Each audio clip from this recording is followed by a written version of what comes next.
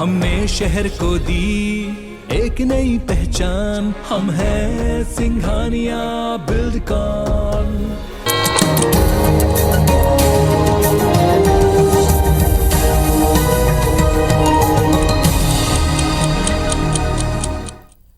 नमस्कार, सुप्रभात, good morning. आप देख रहे हैं IBC 24। मैं हूं आपके साथ राहुल सिन्हा। सुबह 7 बजे के बुलेटिन 7 की बड़ी बात में आपका स्वागत है और इस बुलेटिन की शुरुआत करेंगे इस वक्त की एक बड़ी खबर से। उत्तर प्रदेश में आज योगी आदित्यनाथ मुख्यमंत्री पद की शपथ लेंगे।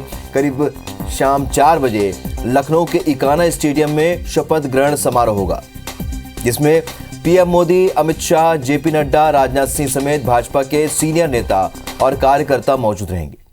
मध्य प्रदेश के मुख्यमंत्री शिवराज सिंह समेत भाजपा शासित 12 राज्यों के मुख्यमंत्री भी समारोह के साक्षी बनेंगे। इस शपथ ग्रहण का न्योता विपक्षी पार्टियों के नेताओं को भी भेजा गया है। कांग्रेस के अंतरिम अध्यक्ष सोनिया गांधी, कांग्रेस महासचिव प्रियंका गांधी, कांग्रेस के पूर्व राष्ट्रीय अध्यक्ष राहुल गांधी, बसपा के राष्ट्रीय अध्यक्ष मायावती, सपा के राष्ट्रीय अध्यक्ष अखिलेश यादव, सपा संरक्षक मुलायम सिंह यादव को निमंत्रण पत्र भेजा गया है। शपथ ग्रहण समारोह में राजनीति से लेकर उद्योग जगत और बॉलीवुड सितारों का जमावड़ा लगेगा। बता दें कि कल हुई विधायक दल की बैठक में योगी आदित्यनाथ को विधायक दल का नेता चुना गया। केंद्रीय गृह मंत्री और पर्यवेक्षक अमित शाह और सह पर्यवेक्षक रघुवर दास भी इस दौरान मौजूद रहे। इसके बाद केंद्रीय गृह मंत्री अमित शाह ने विधायकों को संबोधित भी किया। योगी आदित्यनाथ ने राजभवन जाकर बीजेपी गठबंधन के सभी 273 विधायकों के हस्ताक्षर वाला पत्र राज्यपाल आनंदीबेन पटेल को सौंपा।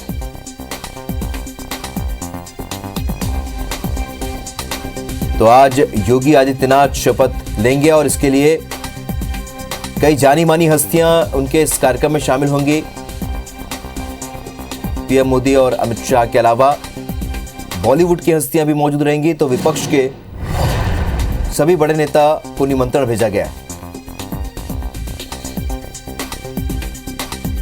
तो कल विधायक दल की बैठक हुई थी, जिसमें सर्वसम्मति से योगी आदित्यनाथ को विधायक दल का नेता चुना गया और आज योगी आदित्यनाथ मुख्यमंत्री पद की शपथ लेंगे। दूसरी बार वो ये शपथ लेंगे।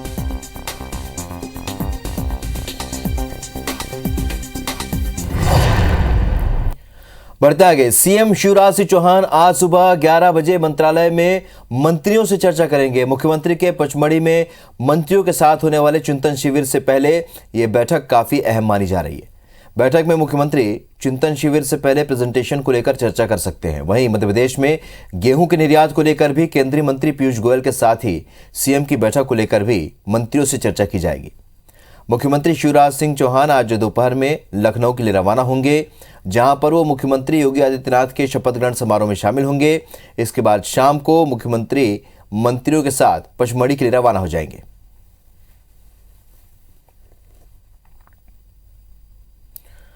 रुक करेंगे एक और अहम खबर का। मध्य प्रदेश में आज से गेहूं की खरीदी नहीं होगी। प्रदेश में गेहूं खरीदी की तारीख आगे बढ़ाई गई है। इंदौर, उज्जैन में 28 मार्च से गेहूं की खरीदी होगी। भोपाल, जबलपुर समेत पूरे प्रदेश में 4 अप्रैल से खरीदी होगी। तो मध्य प्रदेश में आज से गेहूं की खरीदी नहीं होगी। जो तारीख तय की गई थी उसके मुताबिक अब प्रदेश में इस तारीख को आगे बढ़ाया गया है। गेहूं खरीदी की तारीख को इंदौर, उज्जैन में 28 मार्च से गेहूं की खरीदी की जाएगी। तो भोपाल, जबलपुर समेत पूरे प्रदेश में 4 अप्रैल से खरीदी होगी।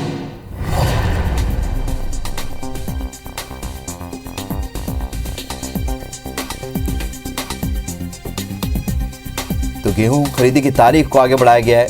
आज से गेहूं की खरीदी शुरू नहीं होगी। इंदौर, उज्जैन में 28 मार्च से गेहूं की खरीदी की जाएगी। इसी तरह जबलपुर और भोपाल समेत दूसरे प्रदेश में 4 अप्रैल से खरीदी होगी।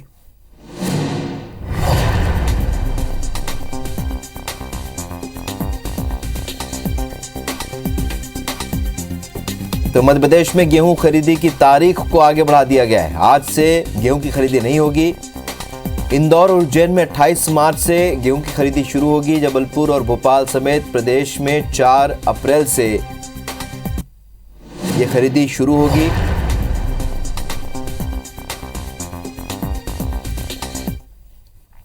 आगे बढ़ते हैं। मध्य प्रदेश सरकार ने किसानों के हित में कई अहम फैसले लिए हैं।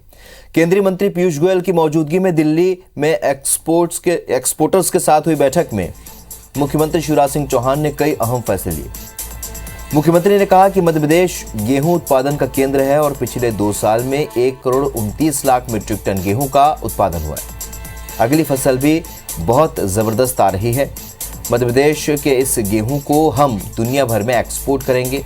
इस सिलसिले में हुई बैठक में सीएम शिवराज ने कहा कि मध्य प्रदेश का जो गेहूं एक्सपोर्ट किया जाएगा उस पर मंडी टैक्स नहीं लगाया जाएगा। भोपाल में मंडी बोर्ड कार्यालय में एपीडा का कार्यालय है। यहां पर एक्सपोर्ट सेल के जरिए निर्यातकों को जो सुविधा चाहिए वो उपलब्ध कराएंगे।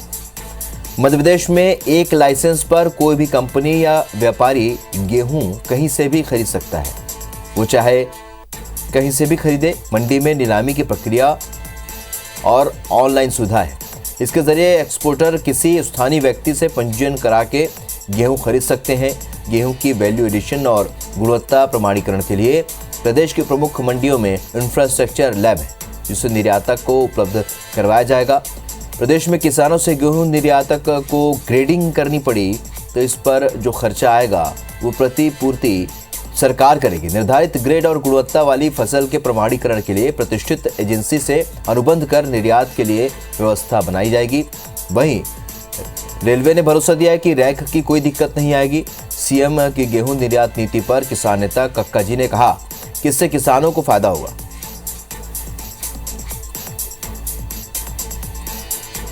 प्रमुख मंडियों में हमारे पास इंफ्रास्ट्रक्चर, असेंग लैब और एमआरएल टेस्ट की सुविधा हम उपलब्ध कराएंगे निर्यातक को। प्रदेश की प्रमुख मंडियों में एक्सपोर्ट हाउस को एक्सपोर्ट आधारित अधोसंरचना के लिए यदि जमीन की आवश्यकता पड़ेगी तो अस्थायी रूप से हम उसको भूमि और अन्य सुविधाएं रियायती दरों पर उपलब्ध कराएंगे। तो भोपाल में और क्या कुछ खास है? इसके अलावा गेहूं और धान की खरीदी को लेकर जो तय हुआ है उसे लेकर हमारे सहयोगी विवेक पटैया हमारे साथ एक साथ भोपाल से जुड़े। विवेक, गेहूं की खरीदी को लेकर जो निर्यात पर इसके लिए एक्सपोर्टर्स के साथ जो तय हुआ है उस पर क्या कुछ होने जा रहा है आगे, और साथ ही धान की खरीदी की तारीख भी अब जो आज से शुरू होनी थी उसे बढ़ाया गया है, क्या अपडेट है? देखिए, मध्य प्रदेश में गेहूं की खरीदी आज से शुरू होनी थी, लेकिन सरकार की जो सहकारिता विभाग के कुछ कर्मचारी अधिकारी हड़ताल पर है, ये भी एक बड़ा कारण है। दूसरा, मुख्यमंत्री ने कल जो एक्सपोर्टर्स के साथ जो बैठक की है उसके जो बिंदु है उसको मध्य प्रदेश में लागू करना भी है। उसके पीछे भी ये कारण है कि आज से गेहूं की खरीदी जो उज्जैन और इंदौर संभाग में शुरू होनी थी वो नहीं हो पा रही है। इसकी तारीखें आगे बढ़ा दी गई है। न्यूनतम समर्थन मूल्य पर राज्य सरकार किसानों से सहकारी सोसाइटियों के माध्यम से हर साल गेहूं खरीदती है। इस बार भी गेहूं खरीदने वाली थी सरकार, लेकिन इसकी तारीख को आगे बढ़ा दिया गया है।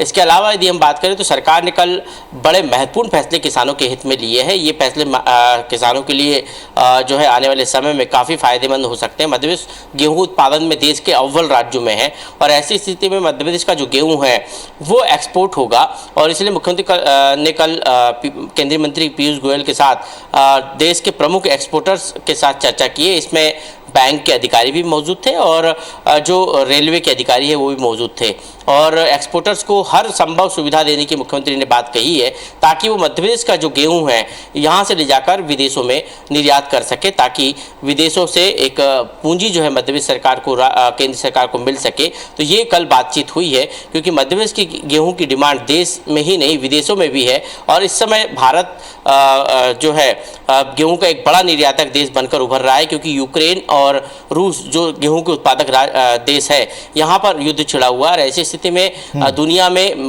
भारत की गेहूं की डिमांड है, और मध्य प्रदेश सबसे बड़ा गेहूं उत्पादक राज्य है, और इसलिए मध्य प्रदेश की गेहूं की डिमांड विदेशों में बढ़ रही है। इसके साथ ही हम यदि आज के मध्य प्रदेश की राजनीतिक घटनाक्रमों में बात करें तो एक महत्वपूर्ण जो है आज बैठक मुख्यमंत्री शिवराज सिंह चौहान सुबह 11 बजे मंत्रालय में लेने वाले हैं। इस बैठक में सभी विभागों के प्रमुख अधिकारी और मंत्री शामिल होंगे।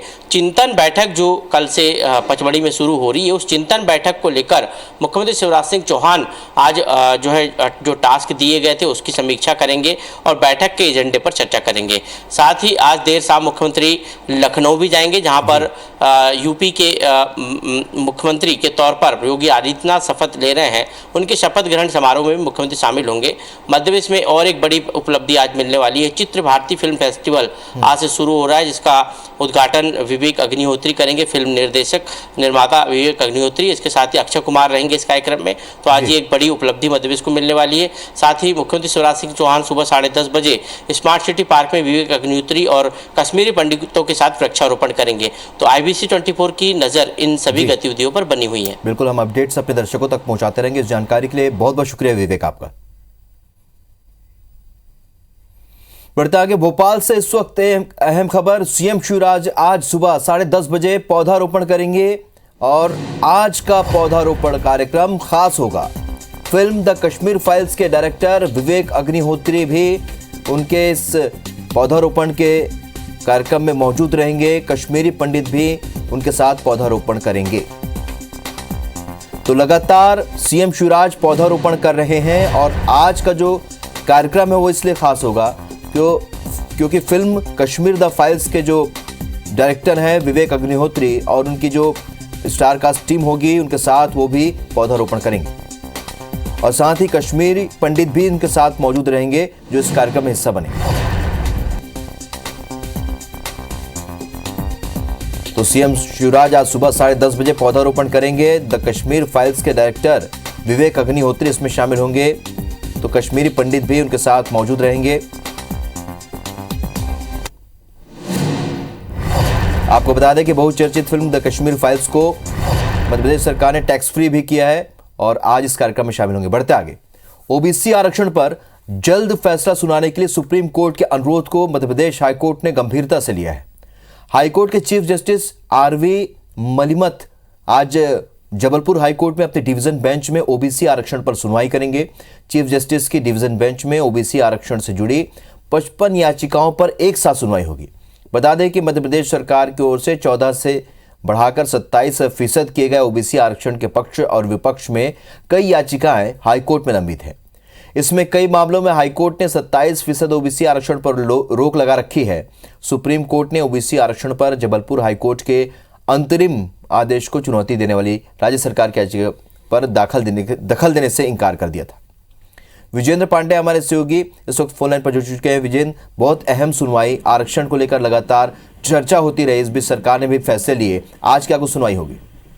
बेशक राहुल, आज महत्वपूर्ण दिन है क्योंकि ओबीसी आरक्षण से जुड़ी तमाम याचिकाओं पर आज एक साथ सुनवाई चीफ जस्टिस की डिवीजन बेंच करेगी और इस वजह से भी ये महत्वपूर्ण है क्योंकि सुप्रीम कोर्ट ने ही अनुरोध किया है मध्य प्रदेश हाईकोर्ट से कि वो जल्द फैसला ले, जल्द सुनवाई पूरी करे। लिहाजा इस अनुरोध के बाद हाईकोर्ट ने आज सुनवाई करना तय किया है। मुख्य तौर पर ओबीसी आरक्षण को लेकर जो पक्ष और विपक्ष में याचिकाएं हैं, बहुत से मामलों पर हाईकोर्ट की ओर से 27% ओबीसी पर आरक्षण पर रोक लगाई जा चुकी है और इसको लेकर आरक्षण देने या ना देने को लेकर एक कंफ्यूजन के हालात सरकार के भीतर भी बनते हैं।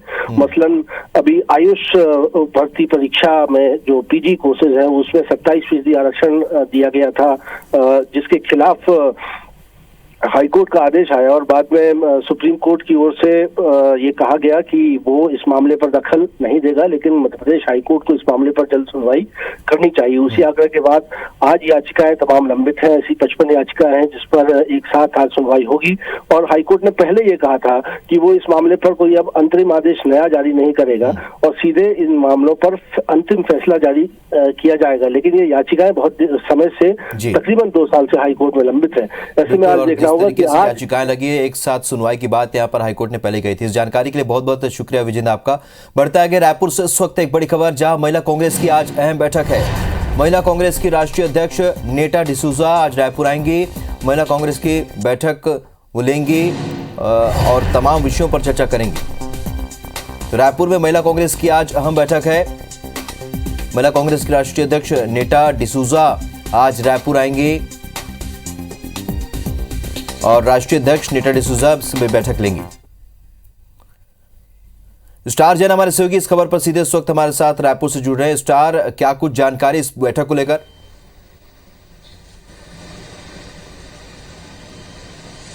देखिए, राष्ट्रीय महिला कांग्रेस की जो अध्यक्ष है नीता डिसूजा पदभार ग्रहण करने के बाद उनका छत्तीसगढ़ का पहला दौरा है।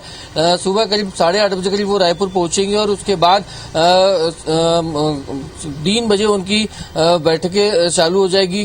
राजीव भवन मुख्यालय में उनकी बैठकें रखी गई है। जो प्रदेश प्रभारी हैं, तमाम जितने महिला कांग्रेस के जितने प्रदेश पदाधिकारी हैं, उनकी बैठक ली जाएगी और तैयारी की जाएगी एक प्रकार से खैरागढ़ उपचुनाव के माध्यम से, क्योंकि महिला उम्मीदवार को मौका दिया है कांग्रेस ने और इसलिए महिलाओं को ज्यादा जिम्मेदारी दी जाएगी। साथ ही साथ अगले साल जो चुनाव होने हैं उसमें भी किस तरीके की महिलाओं की भागीदारी को सुनिश्चित किया जाए, कांग्रेस में किस तरीके से आगे रणनीति बनाकर ज्यादा से ज्यादा महिला सदस्यों को टिकट मिले, इस पर मंथन किया जाएगा और जीतने वाले चेहरों पर अभी से टारगेट किया जाएगा। रणनीति बनाई जाएगी, संगठनात्मक रूप से जो बदलाव किए जाना उसको लेकर चर्चा होगी। तो तमाम बिंदुओं को लेकर जो राष्ट्रीय अध्यक्ष महिला कांग्रेस की नीता डिसूजा वो आएंगी और वो चर्चा करेंगे। आप चलिए स्टार, इस जानकारी के लिए बहुत बहुत शुक्रिया आपका। जबलपुर में बेनामी संपत्ति मामले में ईओडब्ल्यू जांच से घिरे प्रोफेसर दंपति की एक ऐसी कारगुजारी सामने आई है जिसने मध्यप्रदेश मेडिकल यूनिवर्सिटी में चल रही अंधेर गर्दी भी उजागर कर दी है। ईओडब्ल्यू को प्रोफेसर तृप्ति गुप्ता के घर की तलाशी में जीएसटी में रजिस्टर्ड 2 निजी फर्मों के दस्तावेज मिले हैं, जिससे जाहिर हो रहा है कि सरकारी सेवा में रहते हुए प्रोफेसर दंपति कारोबार भी कर रहे थे। बताया जा रहा है कि ये निजी फर्म मेडिकल कॉलेज की असिस्टेंट प्रोफेसर डॉक्टर तृप्ति गुप्ता के नाम पर ही रजिस्टर्ड करवाई गई थी। जीएसटी फर्मों से क्या कारोबार किया गया और किन फर्मों ने मेडिकल यूनिवर्सिटीज या किन्हीं सरकारी विभाग को क्या सप्लाई दी, इसका पता लगाया जा रहा है। ईओडब्ल्यू ने जीएसटी विभाग से तृप्ति गुप्ता की फर्मों की पूरी जानकारी मांगी है। आपको बता दें कि ईओडब्ल्यू ने नेताजी सुभाष चंद्र बोस मेडिकल कॉलेज के बायोकेमिस्ट्री विभाग के असिस्टेंट प्रोफेसर डॉक्टर तृप्ति गुप्ता और इसी विभाग में पदस्थ उनके पति डॉक्टर अशोक साहू के घर 16 मार्च को सर्च करवाई थी, जिसमें उनकी आय से 72% ज्यादा संपत्ति का खुलासा हुआ है। अभी तो हमारी जो मूल शिकायत और अभी तक की विवेचना है वो आय से अधिक संपत्ति के बारे में है।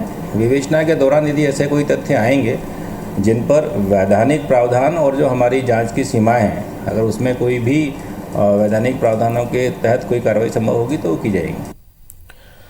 जबलपुर में निजी स्कूलों की मनमानी पर शिकंजा कसने के लिए कलेक्टर ने अहम आदेश सुनाया है, जिसमें निजी स्कूलों को किसी विशेष दुकान से यूनिफॉर्म और कॉपी किताबें खरीदवाने को प्रतिबंधित किया गया है।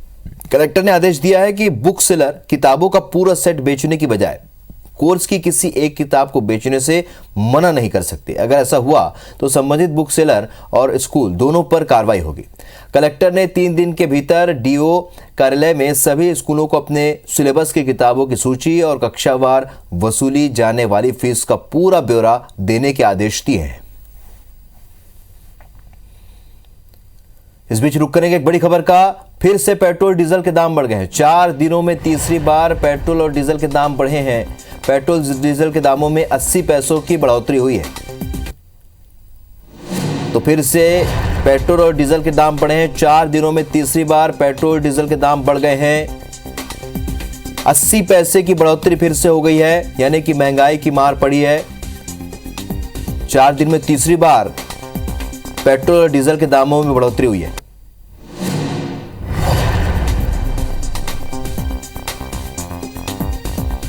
तो लगातार महंगाई की मार आम जन पर पड़ रही है।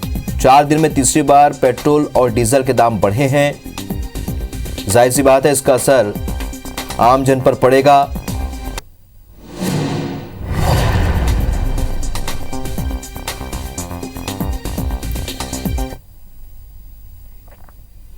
केशकाल के 13 साल के लड़के ने एक ऐसा कारनामा कर दिखाया जिसकी हर तरफ जमकर तारीफ हो रही है।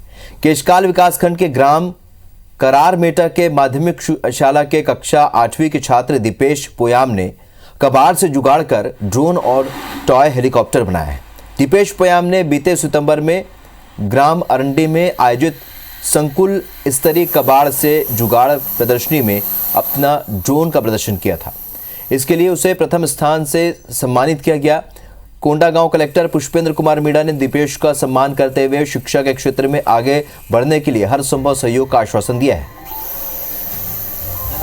मेरे घर के ऊपर से हेलीकॉप्टर गुजर रहा था, तब भी मैं सोचा कि मैं भी ऐसा कुछ बनाऊंगा। सबसे पहले मैं एक छोटा सा हेलीकॉप्टर बनाया, उसके बाद मैं ड्रोन बनाया, उसके बाद एक बड़ा हेलीकॉप्टर बनाया, उसके बाद अभी रोबोट बना रहा हूं जो कि अभी अधूरा है। खिलौना मेरे को अच्छा नहीं लगता है, इसीलिए मैं तोड़ देता हूं, मैं मेरा हिसाब से बनाता हूं, ऐसे करके बोल के अपना हिसाब से बनाया है। अभी विकास खंड से मैसेज आया है कि आपको जिला स्तर पर ले जाना है, ऐसा करके। तो वहाँ पर दिवेश ने ड्रोन लिया, हेलीकॉप्टर बनाया और कैमरा, तीनों को हमने प्रदर्शन में लगाया है वहाँ पर, जिन्होंने माध्यमिक स्तर पर उन्हें प्रथम स्थान प्राप्त किया। बिलासपुर में IBC 24 नारी रत्न सम्मान 2022 का आयोजन किया गया। इसमें अपने अपने क्षेत्र में बेहतर प्रदर्शन करने वाली 14 महिलाओं को राज्यपाल ने सम्मानित किया। इस दौरान राज्यपाल अनुसुईया उइके के साथ ही पंडित सुंदरलाल शर्मा विश्वविद्यालय के कुलसचिव डॉक्टर इंदु अनंत और बिलासपुर SSP पारुल माथुर भी मौजूद रहीं।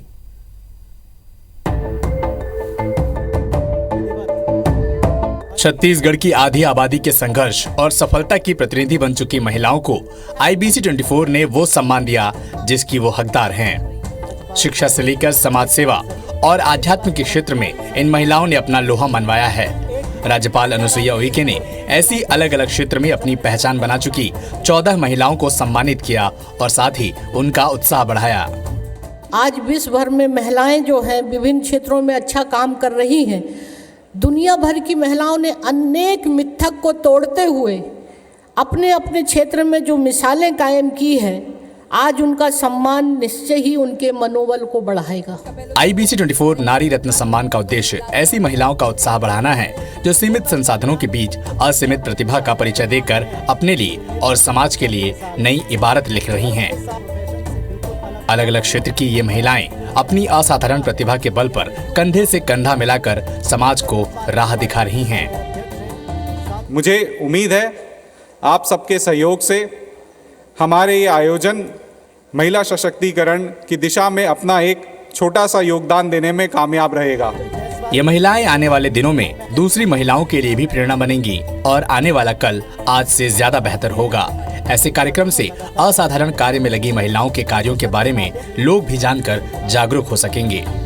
ऐसे कार्यक्रम ये करते रहेंगे तो इससे अन्य नारियों को भी कुछ अच्छा करने का और एक प्रोत्साहन मिलता है। जिस कार्यक्रम के माध्यम से मुझे बहुत सारी ऐसी सशक्त महिलाओं से मिलने का अवसर मिला और इस अवसर के साथ एक और जोश कि अपने काम को किस तरीके से और आगे बढ़ाना है। हम लोग को जो सम्मान मिला है इससे मन प्रफुल्लित है, परिवार वाले पूरे जितने फ्रेंड सर्कल सब बहुत खुश हैं। उम्मीद करते हैं कि आगे भी इस तरह के कार्यक्रम करते रहेंगे। हमारे लिए भी एक सौभाग्य की बात है और हम सब छत्तीसगढ़ वासियों के लिए गर्व की बात है और इस तरह का काम हमेशा होते रहना चाहिए और ये बहुत ही प्रेरणा स्रोत कार्यक्रम था। IBC 24 का ये संकल्प है कि हम ऐसे कार्यक्रम के जरिए हमेशा नारी शक्ति के असाधारण कार्यों को लोगों के बीच लाते रहेंगे। उनके काम, उनके लगन और उनकी आगे बढ़ने की ललक दूसरी महिलाओं के लिए भी प्रेरणा बनेगी। Bureau report IBC 24।